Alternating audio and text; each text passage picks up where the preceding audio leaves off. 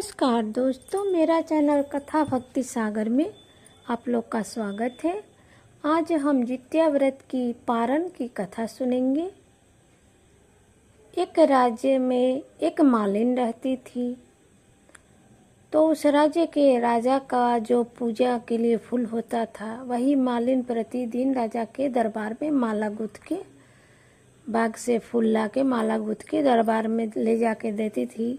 तो उसी के दिए हुए फूल से राजा के घर में वहाँ पूजा होता था। प्रतिदिन मालिन का यही नियम था। तो मालिन जब जितिया का व्रत आया तो उसने पहले दिन जितिया का नहा खा के दिन तो अपना दे आई। अब जिस दिन जितिया का व्रत की थी, उसको यही चिंता सता रहा था कि अगर सुबह में लेट हो गई, पारण का खाना अगर सुबह बनाने लगेंगी तो लेट हो जाएगा, फिर मैं कब फूल तोड़ूंगी, कब ले जाके मैं राजा को माला दूंगी, तो कब राजा पूजा करेंगे। ऐसे उसका सोच रही थी, बहुत घबरा रही थी।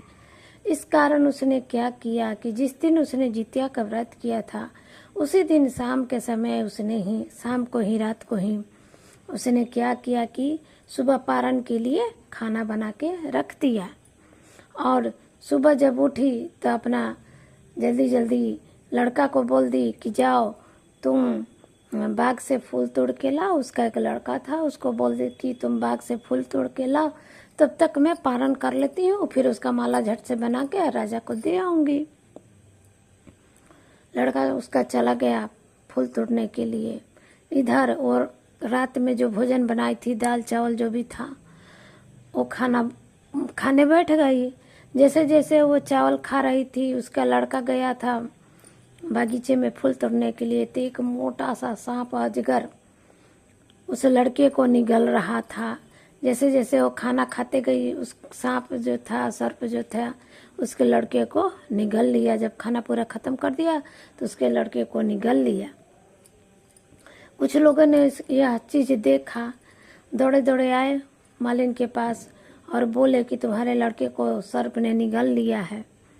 अब मालिन जो है रोते चिल्लाते छटपटाते अपना गई कि ऐसा नहीं हो सकता है, मैंने तो जितिया का व्रत किया था, पूरे श्रद्धा से किया था, सब क्यों ऐसा हो गया, जितवाहन देवता मेरे साथ ऐसा क्यों गलत किया, ऐसे बोलते अपना जा रही थी।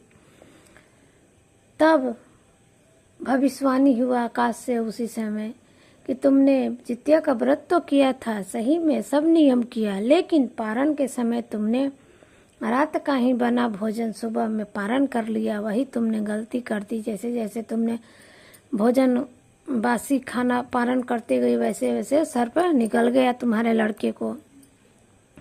अब खूब रो रही है मालिन, पूछ रही है कि जितवाहन देवता, अब तो मुझसे गलती हो गई, कोई उपाय बताइए, कैसे मैं अपने लड़के को फिर जीवित कर सकती हूँ, कैसे उसको पा सकती हूँ। तब फिर भविष्यवाणी हुआ कि तुम अगले साल फिर जितिया का व्रत करना और पूरे नियम से करना, और पारण सुबह में ही खाना बना के, जो खाना सुबह बनाओगी वही खाना से तुम पारण करना। जैसे जैसे तुम पारण करोगी तुम्हारा लड़का है जो जीवित हो जाएगा। अब मालिन वैसा ही किया, माफी मांगी जितवाहन देवता से। अगले साल जब जितिया का व्रत आया तो मालिन ने उस समय चिंता नहीं की कि राजा के घर फूल जाएगा कि नहीं जाएगा। उसने श्रद्धा भाव से पहले से ही नियम से सारा व्रत किया और पारण के दिन उठ के ताज़ा भोजन बना के पारण किया। तो वो गरम गरम जैसे भोजन खा रही थी, वैसे वैसे ही जो सर्प था उसके बच्चे को निगल रहा था। जब उसने पूरा भोजन कर लिया तो सर्प ने उसके बच्चे को पूरा निगल लिया। फिर उसका बच्चा घर आ गया, जिसको देख के उस मालिन बहुत खुश हुई। तो जो सर्प थे वो जितवाहन देवता थे, सर्प के रूप में आए थे उनको सबक सिखाने के लिए। इसलिए सभी माताओं बहनों से निवेदन है कि जब भी आप जितिया का व्रत करें, अपने बच्चे को ध्यान में रखते हुए सारे व्रत नियम से करें, और पारण जब भी करे, कुछ भी कर ले, लेकिन गर्म चीज़ ही पारण करे, पहले का बनाया हुआ चीज़ पारण ना करे। तो जय जितवाहन देवता की कथा सुनने वाले, कहने वाले और हुंकारी देने वाले सभी के बच्चों की आयु जो है लंबी हो। जय जितवाहन देवता की।